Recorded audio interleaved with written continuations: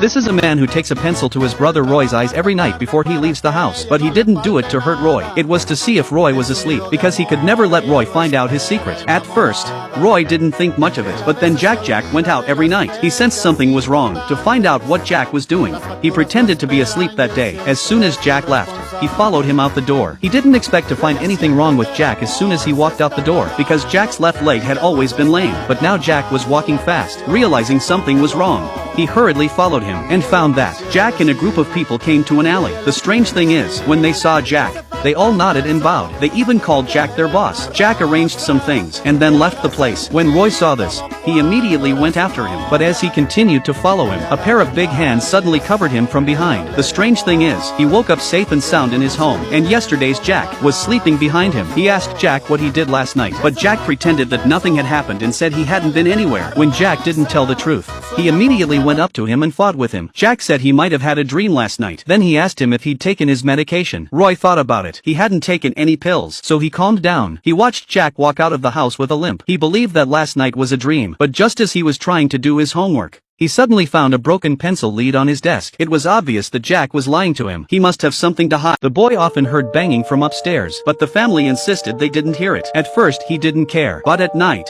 when he went to bed, the strange tapping sounded again. Curious, he followed the sound slowly up the stairs. When he was about to open the door, Jack stopped him. He said there were some things left behind by the landlord. He told him not to peek inside. Unbeknownst to him, a figure flashed through the door just before they left. That day, Roy discovered that his brother Jack was lying to him. He hurriedly told his mother about it. At night, Roy overheard his mother talking on the phone, but it made him even more panicked. The mother told the mystery man on the phone that he seems to have discovered a secret. Asked the mystery man to kill him now. When he heard this, Roy suddenly realized his own family may be fake. He jumped out of the window and ran out of the house. But as soon as he stepped out of the house, he was confronted by his father. He asked Roy where he was going at this hour. Just then his mother came out of the house, and then two young men appeared behind him. Realizing something was wrong, Roy tried to run away. Even in his bare feet, he didn't stop, because he was convinced these people were definitely not his family. In the end, he made it to the door of the police station. He was able to stop them from chasing him. To find out where his real family was, Roy told them his name. But what happened next was even more bizarre. The police said he was 41 years old. Roy was puzzled, because he was only 21 years old. He turned around and looked in the mirror, and found that his young face instantly turned into his 40s. In order to find out the truth behind this, he could only go back to his home and ask them. Unexpectedly,